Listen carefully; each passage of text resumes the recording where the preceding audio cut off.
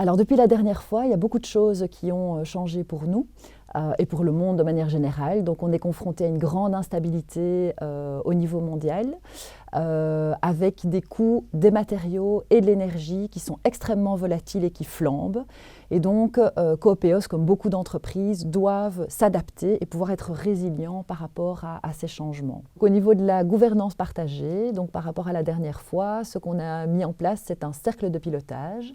Et donc là, c'est vraiment l'idée que les deux administrateurs délégués délèguent les décisions stratégiques à l'équipe qui a choisi un certain nombre de personnes pour faire partie de ce cercle de pilotage.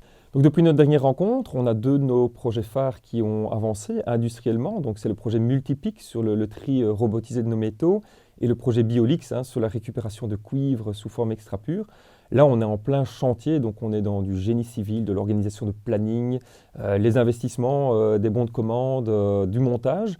Et puis le recrutement, vu que ces deux usines vont nécessiter 30 nouvelles personnes dans l'entreprise. Donc on a toute la partie ressources humaines également qui doit se développer. Depuis le début de l'année, ici, le grand défi, c'est de pouvoir suivre toute la partie qu'on va dire plus globale, c'est-à-dire la fin du Covid, mais derrière l'invasion de l'Ukraine par la Russie.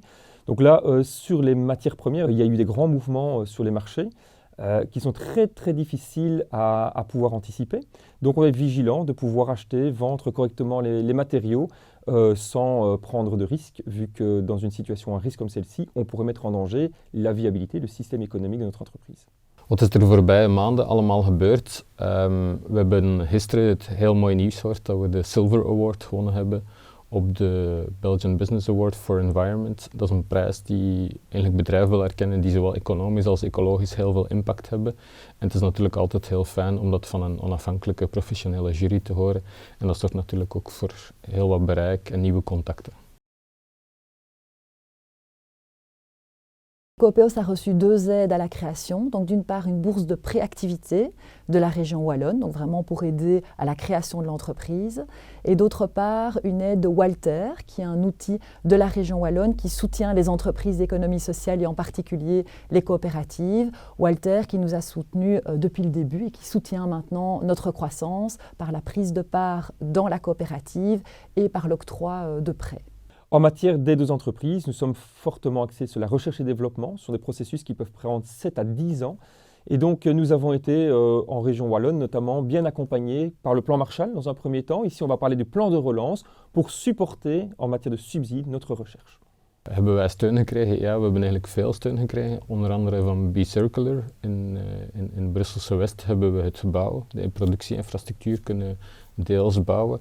En dat was eigenlijk het belangrijkste, omdat het natuurlijk heel duur is om een productieinfrastructuur te bouwen. Dat is ook de reden waarom er niet zoveel concurrentie is of weinig nieuwe productiemethodes in de bouwsector, omdat de investeringskost heel hoog ligt. Dus je hebt een soort van startsteun nodig. En uiteraard komt er nog bij een investering van fondsen zoals Citizen Fund, een lening van het Sense Fund en onze aandeelhouders en onze eerste klanten natuurlijk, die een soort van pre-investeerders zijn. En daar zijn we eigenlijk heel trots op dat we al vrij vroeg het vertrouwen van een aantal klanten hebben kunnen winnen. Die zorgen natuurlijk voor een soort van rentabiliteit bij ons, die bij een vroege start-up vrij zeldzaam is en die wij wel heel hard waarderen.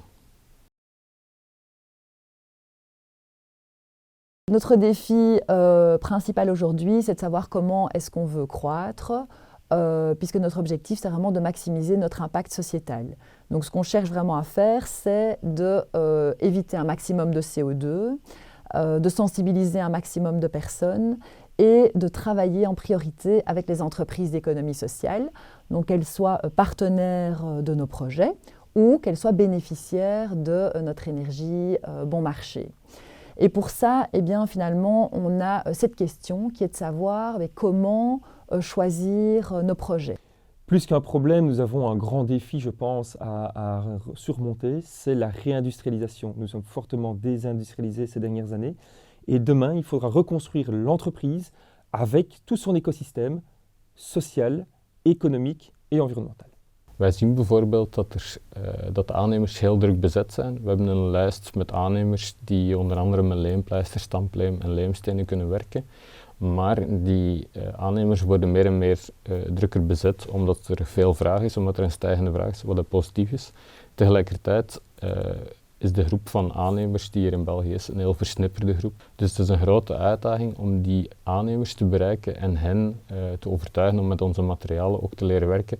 Want de meeste aannemers houden natuurlijk van het materiaal dat ze al kennen, niet per se van nieuw materiaal.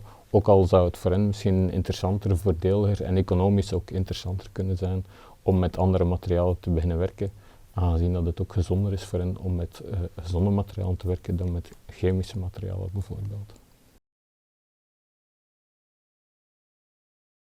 On engage énormément cette année et on se rend compte de la difficulté de pouvoir trouver des profils qui sont à la fois techniques, compétents et également qui adhèrent aux valeurs qu'on souhaite partager et qui ont envie de s'intégrer dans un projet collaboratif avec une gouvernance partagée.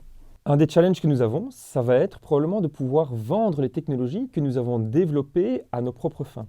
Et donc, si je prends l'exemple des procédés multipiques qui consistent avec des robots et de l'intelligence artificielle séparer des métaux entre eux, comment faire en sorte que cette unité que nous avons exploitée ici sur Mons puisse un jour rayonner à travers le monde entier et de quelle manière devrions-nous nous y prendre pour que derrière, même si on la commercialise à des concurrents, nous nous y retrouvions en tant qu'industriels.